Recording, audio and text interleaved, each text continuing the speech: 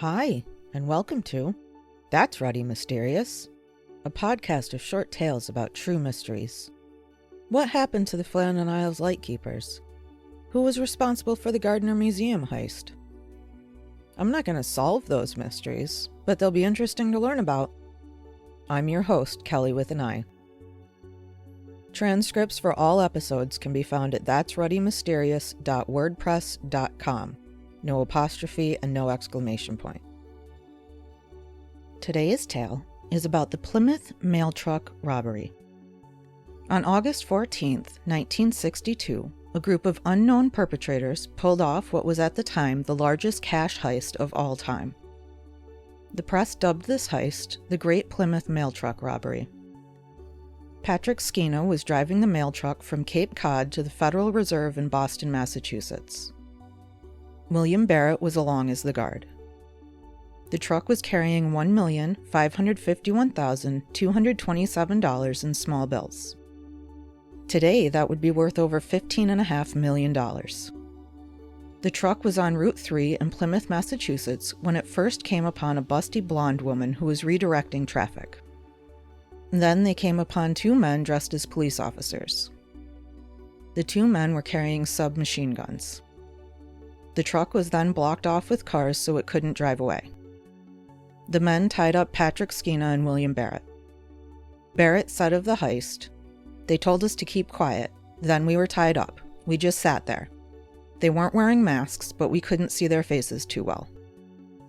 During the heist, one of the robbers answered to the nickname Buster. The robbers then took control of the truck. Skeena and Barrett said the truck drove around for about 90 minutes, stopping at various places. The robbers were dropping off the money at different locations. After that, the robbers abandoned the truck with the driver and guard still tied up inside. The pair were left in Randolph, Massachusetts along Route 128, which was about 25 miles from where the truck was initially stolen. For 5 years, the FBI and the U.S. Postal Inspection Service searched for leads throughout New England. There was an alarming lack of evidence. The authorities were desperate for information, so they offered a reward of $150,000, or 10% of the amount stolen, for any information that led to the conviction of the perpetrators. At the same time, the Postmaster General had issued a reward in the amount of $50,000, so the total reward that could have been collected for information leading to a conviction was $200,000. The authorities said that the killing of the suspect and an attempted apprehension would be considered a conviction for the purposes of the reward. Because of the rewards issued, many innocent people were accused, with the media deeming each of them guilty without any evidence. As the 5-year statute of limitations approached, the Postal Inspectorate and the Department of Justice increased their surveillance and harassment of all known robbers in the area. The police had two main suspects: John Joseph Kelly, who also went by Red Kelly, and George Augustiolis, who also went by Billy A. They were two very well-known New England area criminals. Red Kelly was born on June 3, 1914, and died on February 10, 2000. He was a putative mobster associated with the Patriarcha crime family. He was a robber and a hitman whose nickname was Swiss Watch because of the methodical way he plotted his robberies. His other nickname was St. John due to his reputed patience. The first time Red was arrested was on May 24, 1954, because he allegedly had in his possession 16 stolen $1 bills. The serial numbers on the bills matched serial numbers of bills stolen from a bank 2 months earlier. He was tried for both robbing the bank and being in receipt of stolen property. Red's trial ended in a mistrial in 1955. At his retrial, the judge said that Red couldn't have been guilty of both robbing the bank and being in receipt of stolen property, so the jury had to pick one or the other. The jury convicted Red of the lesser of the two charges, being in receipt of stolen property, and sentenced him to 22 months in prison. The authorities were not the only people that believed Red was involved in the Plymouth mail truck robbery. Boston mobster Vincent Teresa was the lieutenant to mob boss Raymond Patriarcha. He wrote in his book, My Life in the Mafia, that Red planned the robbery. Red was heavily investigated for the heist. He was quoted in Newsweek as saying that the inspectors had harassed my wife and frightened my Siamese cats.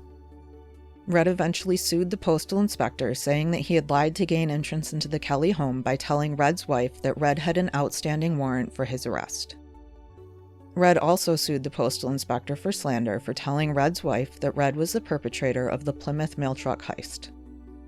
Just 14 days before the statute of limitations was up, on July 30th, 1967, a federal grand jury indicted 2 men and 1 woman of robbing the mail truck. John J. Kelly, aka Red, aka Jack, Thomas R. Richards, aka Thomas R. Bagdadlian, and Patricia Diafario were all indicted for their alleged involvement. Richards, Kelly, and Diafario were all released on bail and heavily surveilled. The U.S. Marshals searched their houses.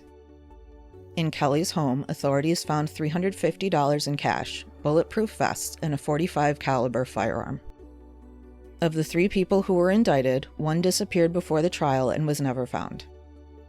Thomas Richards was not only one of the accused, but also a key witness in the other cases.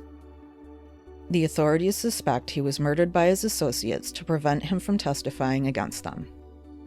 Patricia was accused of being the big-bosomed blonde that was redirecting traffic off the highway.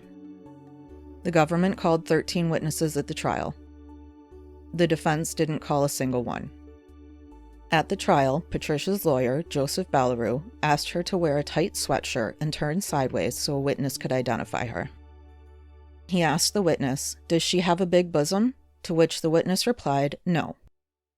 As unconventional as this defense was, it paid off. The eyewitness was unable to identify her, saying that he might have been mistaken in his estimation of bust size. Patricia and Red were acquitted at trial due to Thomas Richards' absence. It only took the jury an hour to deliberate. Red later went on to be involved in the 1968 Boston Brinks holdup. Eventually, he testified against the mob boss and joined the Witness Protection Program. He died of natural causes on February 10, 2000, in the Witness Protection Program.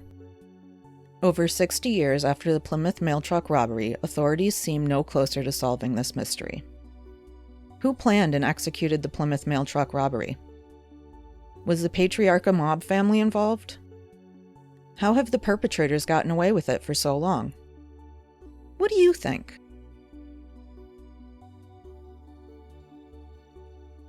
If you're listening on Spotify, scroll down and let me know what you think. Thanks for listening to today's episode of That's Ready Mysterious. I'm your host, Kelly with an I. If you enjoyed this episode, leave a review and follow That's Ready Mysterious to be updated about new episodes. Tune in next Tuesday for another thought-provoking tale.